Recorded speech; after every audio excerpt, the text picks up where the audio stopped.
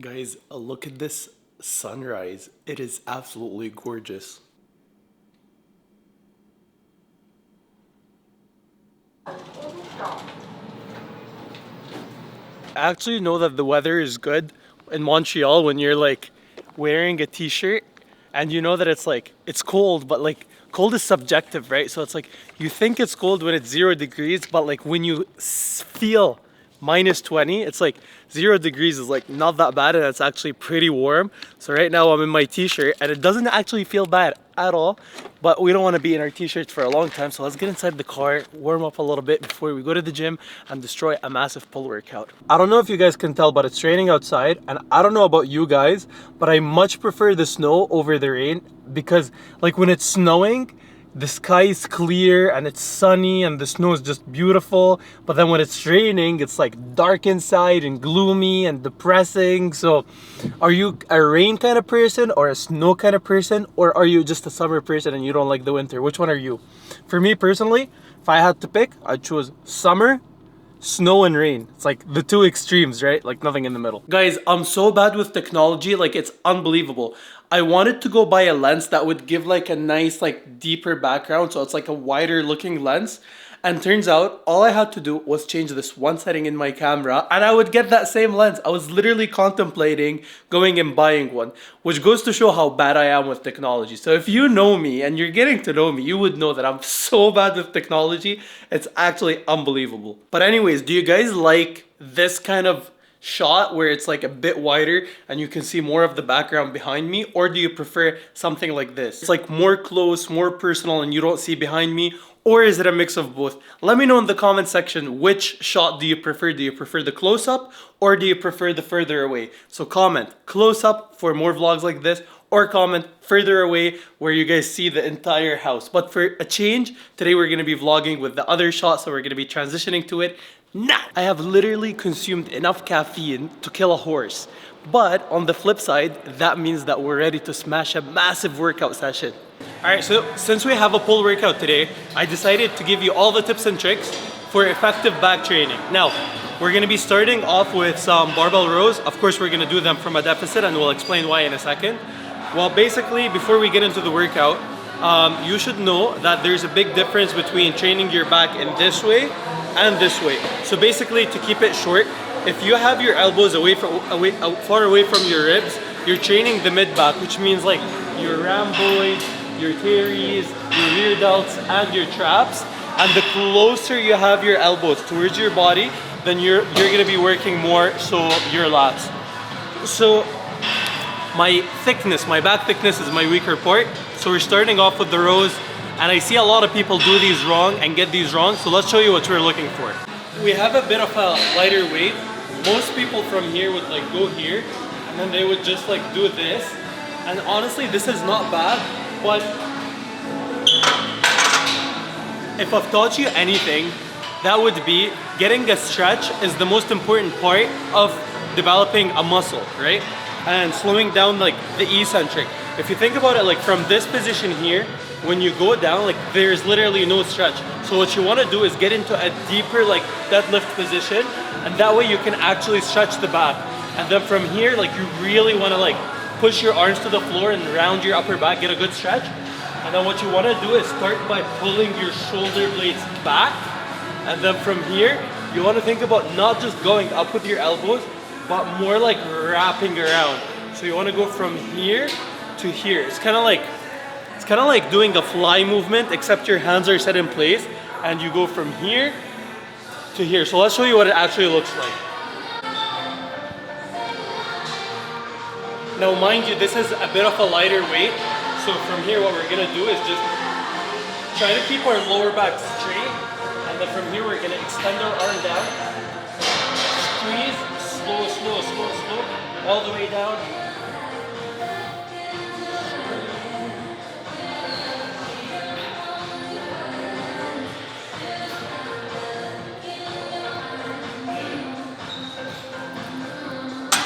You want to treat it as if you're doing a bicep curl, you know? Like if you're doing a bicep curl, you don't just go like this, right? You go full range of motion and you kind of contract at the top. So same thing with the rows. Make sure that you actually like hold it for a second, contract, and at the bottom, let it go all the way down. So this is the back's end range of motion. Make sure you utilize it. Correct. All right, so next up, we will be moving to the lat pull down. This one is a little bit trickier, so we're gonna go into a little bit more depth here. So basically, what you wanna do is you wanna have, people make the mistakes of going too wide. For me personally, I just feel like I just lose the connection. I personally like going like this is shoulder width. I usually like just like a tiny, teeny finger there. And basically it's the same movement where you wanna first like protract, that's like the end range of motion, and then you wanna pull your shoulders back, and then from here you wanna like wrap your elbows around. So that's why if you go too wide, you're not gonna be able to do that. So this is what I go for. And then from here, what I try to do is just pull my shoulders back as if I'm trying to like pinch a pencil. And then from here, I like to lean back just a little bit. And then I pull my elbows in as if I'm trying to make them like touch my ribs as opposed to just like going straight down, right? So again, extend all the way, retract, try to make your elbows touch your ribs, up all the way, control, squeeze, and back up. Guys, the back is a bit tricky, and it's trickier than all the other muscles because with the other muscles, you can see like your bicep contract with the mirror, so it's easier to visualize the mind-muscle connection. With the back, it's a bit trickier. That's why when you're training your back, make sure to take a lighter weight, 12 to 15, and make it feel heavier. Make sure you're feeling your back. Personally, I don't like going heavy. Most of my sets are done between 15 to 20, and that's failure. So that's what you want to do when it comes to your back training. Next, we're moving up to the seated rowing machine, and we're going to be going a little bit wider. Here we have a foam roller. Just because the end range of motion here doesn't allow you to get a good stretch, and remember what we talked about, the importance of the stretch. So we're going to put this on top of the seat here, and then we're going to push our chest against it just so we can have a little bit more length and range of motion. And from here, we're gonna go all the way down, get a nice good stretch, and then we're gonna retract, finish with the elbows. Stretch, retract, finish with the elbows.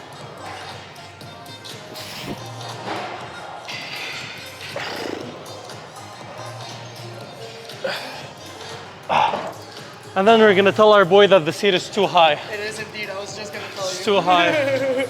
All right, we'll make adjustments for the next set. We're transitioning to the seated cable rows. All right, here what we wanna do is basically you wanna keep your hip angle where it is, and the same thing. You wanna extend your arms forward to get a nice good stretch, and then from here you wanna stay where you are, you wanna retract, and you wanna pull. And imagine that there is like a pencil, but instead of having it in the upper back, think about having it towards the end of your back where your lat attaches, and think about like closing your lats around it or wrapping your elbows around your lat back. Ugh.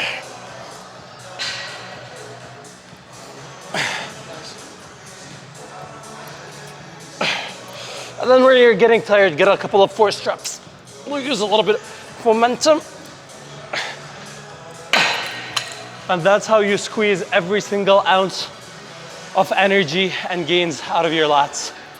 Next up, we're gonna be doing lat pullovers. Here, what we wanna do is we wanna have our back retracted and down. So you see like what I'm doing here, it's like retracted, and then after I retract it, I push it down, and we wanna keep that position. So here, what we wanna do is like, we don't wanna let our shoulders go forward, we wanna keep them nice and back. And then from here, we're just gonna use our elbows, come up to here, get a full stretch, get a good squeeze. Never do I let my arms go forward. So you wanna keep your shoulders nice and back. That will immediately, put tension on your lats.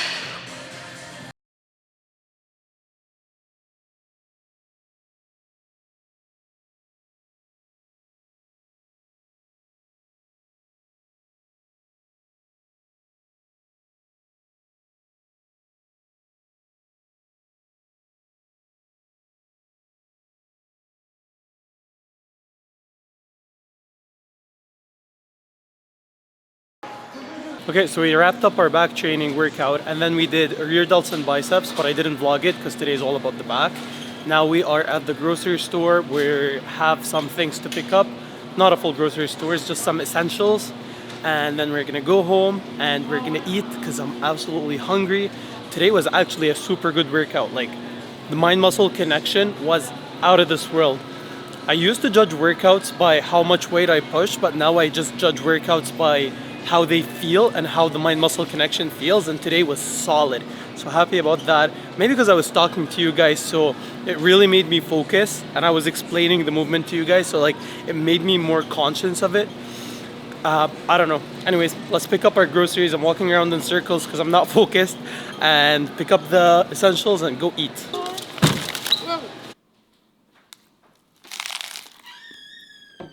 Guys, there's like so much lettuce here. Like, I feel like an actual like animal farm, you know? But lettuce is key because it makes it so much bigger, and that makes it a lot more satiating. I'm also loving this like wide lens because it's like, it just shows so much more when I'm talking to you. So, lettuce, wide lens, life is good.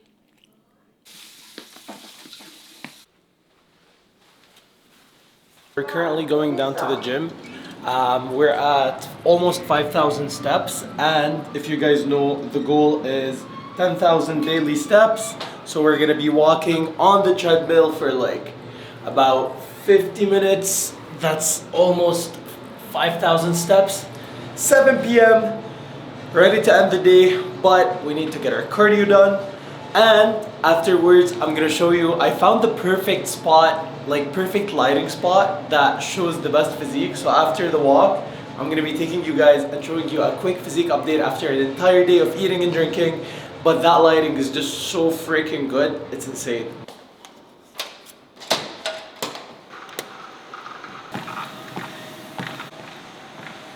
Alright, we'll see you guys in 50 minutes. We're 40 minutes into the walk, only 1,000 steps left, so that's around 10 minutes. I'm not gonna lie to you guys, I'm a bit tired, but we're getting it done.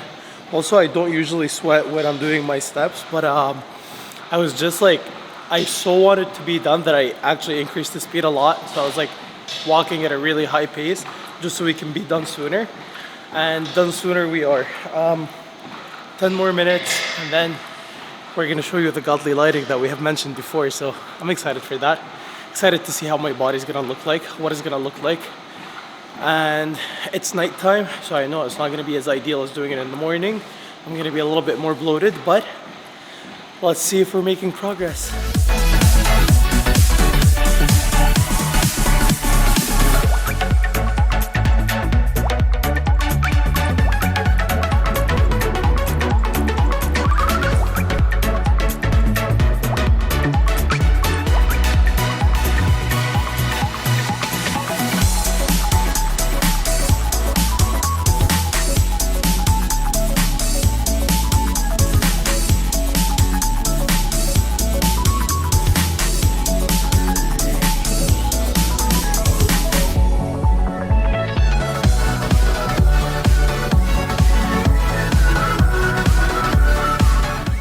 Now, was I lying when I told you that this lighting is like the best lighting in the world? I don't think so. I don't know what my physique looked like in the footage, but from what I can see from the reflection in the mirror, it didn't look damn bad.